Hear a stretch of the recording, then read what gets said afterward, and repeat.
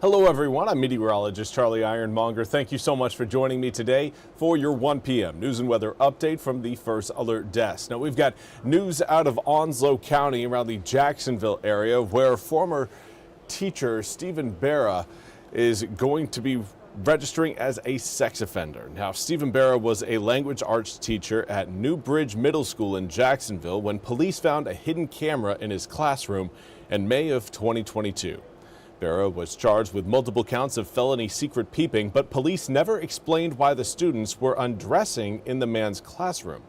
In September, Barra pleaded guilty to 18 counts of felony secret peeping. District Attorney Ernie Lee says that with no prior record, by law, he could not receive an active sentence. Now, a judge sentenced him to a suspended sentence with 2.5 years of supervised probation. After undergoing a sex offender evaluation, Superior Judge Henry Stevens this morning ruled that Barra would have to register as a sex offender for the next 30 years.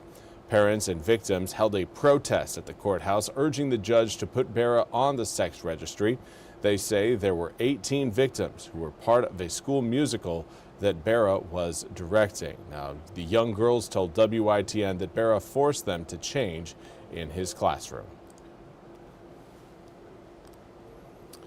And now we want to turn to a partnership from Craven and Pamlico County's Animal Services about microchip scanning stations that are being installed. Now, the stations that have been installed already are located at the Harlow Fire Station on Highway 101, the the Craven Pamlico Animal Services Animal Shelter in James City, and then another one at Vanceboro Town Hall. Now, these scanning stations will allow people to use a device to scan for a microchip if they find a lost cat or dog. Now, more plans to install more scanning stations are in works for the future. More details can obviously be found on our website, WITN.com, about those plans and more pictures of these scanning stations.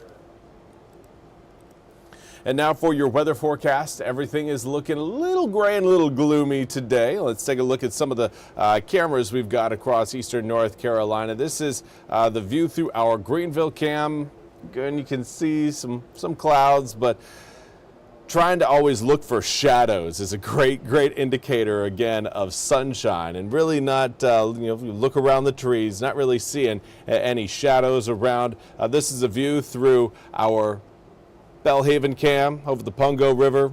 Yeah, there's some clouds, but certainly seeing a little bit more sunshine. Here's a look at what we've got right now in Washington down the Pamlico River. It is partly sunny. There's certainly some sunshine, but also certainly some cloud cover. Right now, air temperatures in the mid-50s in Washington come with a calm breeze and humidity, dew points in the mid to upper 40s. Now, dew points still a little bit higher across central Pitt County, where we've got a 52-degree reading for those dew points. That matches your air temperature, and that's why visibility still on the low side for Greenville. Kenansville, similar story, 7-mile visibility. The rest of eastern North Carolina enjoying normal or 10-mile visibility levels. Here's this air temperatures right now. Currently in the low 50s across Northampton, Halifax, Nash, Edgecombe, and Wilson counties. 52 degrees in Goldsboro and Greenville, but as you head closer to the water, you're certainly seeing more warmth, and it comes up quickly. Right now, we've got 60 degrees in Jacksonville, 61 in Beaufort, as well as Hatteras. Swan Quarter, though, reporting 65 degrees, and Stumpy Point up to 68.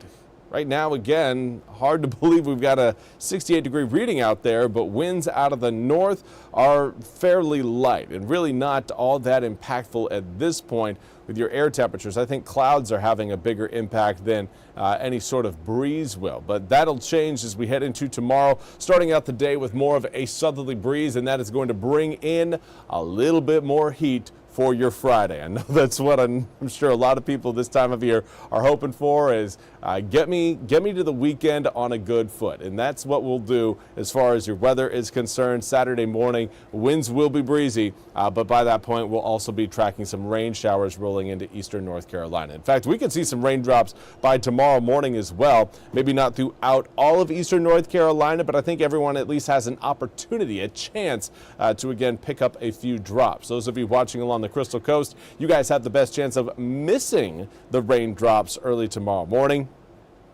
But not to worry, more rain showers are set to arrive as we head into Saturday. Here's a look at your full 8-day forecast.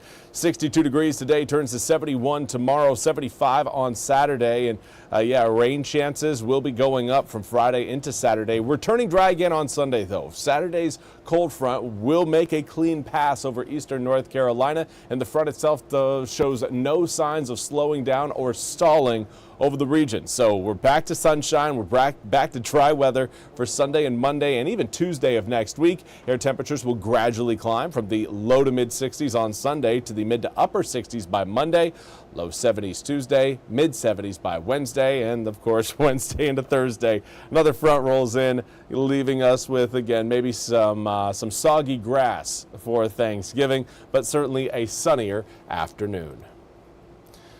That's all we have time for today's 1 p.m. News and weather update from the First Alert Desk. I want to thank you all so much for joining me. We'll be back with more news and weather coming up at the top of the hour. Until then, have a fantastic rest of your Thursday.